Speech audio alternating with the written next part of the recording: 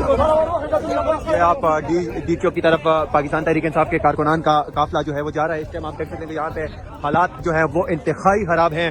Shelling हुई है, बहुत ज्यादा लोग जो है ना वो यहाँ पे मुतासर हुए हैं उनसे। यहाँ पे आप देख सकते हैं कि पीछे जो है वो धुआं और कुछ भी नजर नहीं आ रहा। लेकिन यहाँ पे भी आप देख सकते हैं कि यहाँ पे वाटर कैनन का इस्तेमाल किया गया है। और ये सामने आप देख सकते हैं कि इस साइड अभी भी शेलिंग हो रही है। यहाँ पे इंतहाई मुश्किलात के सामने पाकिस्तान तहरीक इंसाफ के इस मार्च के शुरका को मनाजर आप देख सकते हैं कि यहाँ पे पाकिस्तान तहरीक इंसाफ के जो काफिला था धरने के लिए डी चौक की तरफ जाने वाला, वो काफिला इस टाइम G10 की तरफ पहुंच चुका है तकरीबन। यहाँ पे आप देख सकते हैं कि लोग जो है वो इंशाल्लाह हम इमरान को आजाद कराने चले आए और इंशाल्लाह आजादी लेकर जाएंगे।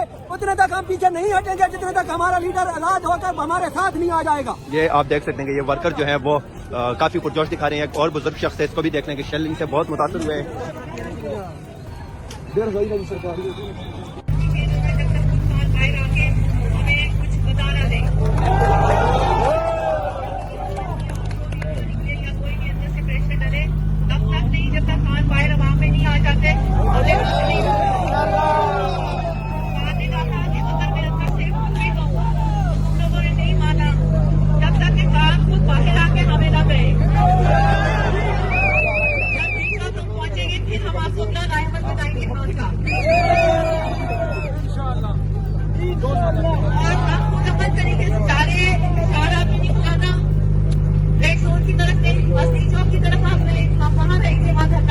अगर इन्होंने खान को न दिया इंशाल्लाह और पुरअमन तरीके से जाए और जो इंतजामिया है वो भी पुरअमन रहे, हमारे बच्चों हमारे बड़ों को हमारे भाइयों को कुछ ना करें। लेकिन हमें उम्मीद है कि सब इनका ख्याल करें। बहुत शुक्रिया।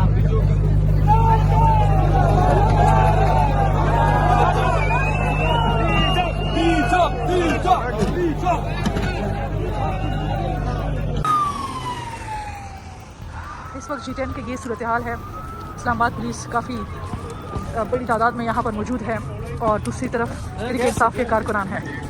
शेलिंग हो रहे, पुलिस भी उससे काफ़ी तंग आ गई है, परेशान है। डेफिनेटली तहरीक इंसाफ के कारकुनान भी हो गए और ये इस वक्त G10 की सूरत हाल है। और दूसरी साइड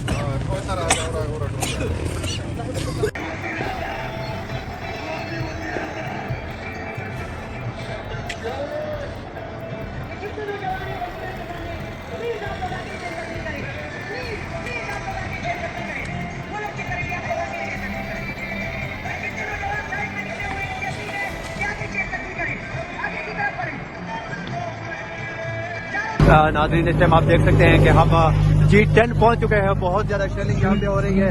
वर्कर की बहुत बड़ी तादाद जो है वो इस टाइम खत्म हो जाए तो फिर शेख क्या आगे मत जाए। ये मनाजर आप देख पीछे आ जाए। आप लोगों ने बहुत बड़ी कुर्बानियां दी है। इंशाल्लाह ताला फतह होगी इंशाल्लाह। مجروا حوصلهم که انشالله یا دینا کامیرا انشالله دو مزور نیشته که دا بس پسندی دی چوک به بدان رسو کنه خان بردانو کنه دی شرک دی ولی آواز ورکی استاس بواز رسی عمران خان عمران خان عمران تیرے جانسان عمران تیرے جانسان عمران خان تکبیر تکبیر تکبیر وزیر اعظم حقیقی وزیر اعظم عوامی वजीर आजम। ये मेरे पास जो है ना ये 12 बोर के फायर है, इन्होंने डायरेक्ट लगाया राजपीटी वर्कर पर। ये बहुत पड़े हुए हैं, जगह जगह फैले हुए आप देख सकते हैं। इस तरह की कानूनी हरकत ऐसी पाकिस्तान तरीके से पाकिस्तान की सबसे बड़ी सियासी पार्टी है और उनका लीडर कैद में है। वो परअमन तरीके से यहाँ से गैस का शव तो नहीं है जी, यहाँ से गैस का शव तो नहीं लग रहा। ये देखिए ये सारे पिछड़े पड़े हुए हैं। बराबर है बराबर।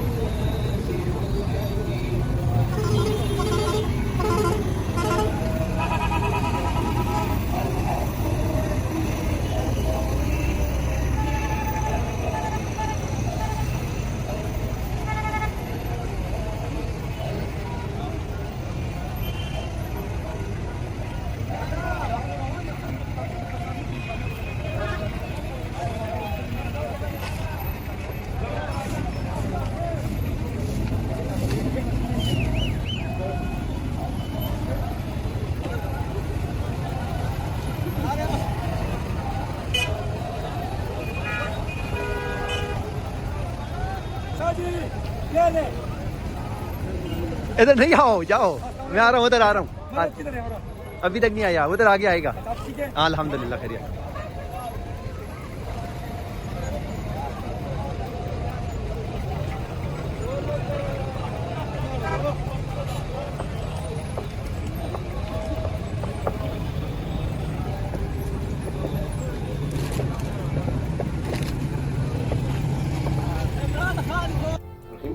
आज मरकज 26 नवंबर 2024 और सुबह के तकरीबन 8:30 बजे हैं।